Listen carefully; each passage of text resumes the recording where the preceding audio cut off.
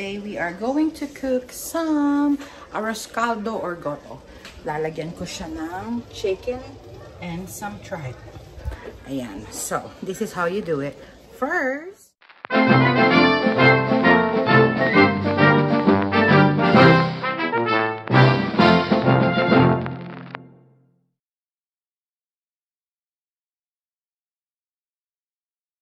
we're going to put the garlic. Pipilikuhin muna natin siya. And then we're going to take some out. Just a bit, mali. I need that. This is the garlic.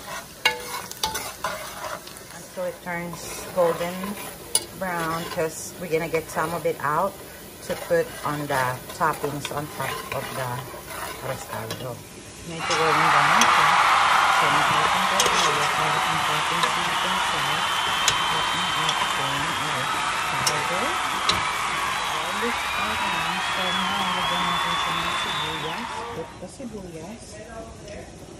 Ang sibuyas. Pwede naman po natin ihalo yung ating luya. Pagsabayin na natin luya.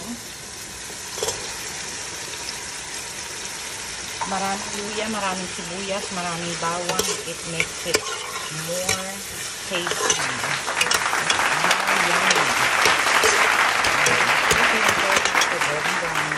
And then we're going to put our chicken.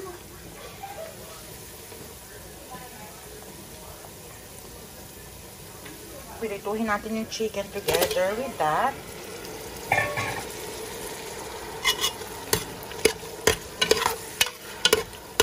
Let it cook, and then the next thing we're gonna add is our rice. A little bit of pepper. Let's put a little bit of patis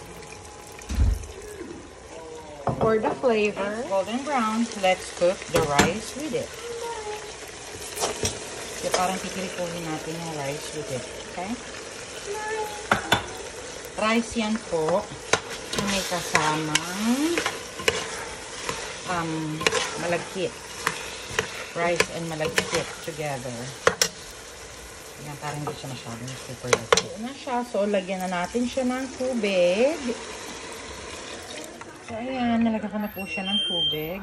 Pakuluin lang natin siya dito. Ihalo ko na rin pala yung ating tripe. Halo ko na yung ating tripe. Kasi pinakuluan na to kanina, malambot na to. Ayan ang tripe natin. Yan. Sarap. And of course guys, hindi kumpleto ang arroz caldo, lugaw, or goto kung walang tokwat baboy. So I am making tokwat baboy too. So yeah.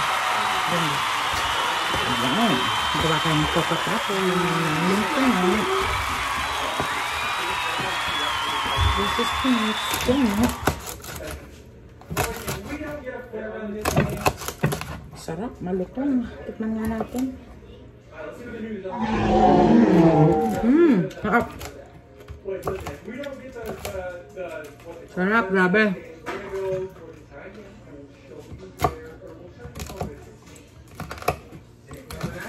Ang sarap ng baboy. Lagyan po natin siya ng flour. Ito ang ating arroz caldo. So let's eat.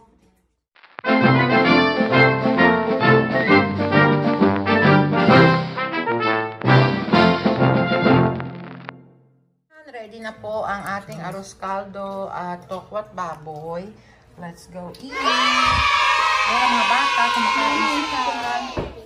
Is it good? Yeah. Is it good, Sammy? Is it good, Madeline? I haven't tried it. It's good, Mommy. It's good. And masarap. Asa na sila mama mo at ano? Tito Alan? No, thank you. Where they at? Upstairs. Kain na! Ganon, ang pagtawag.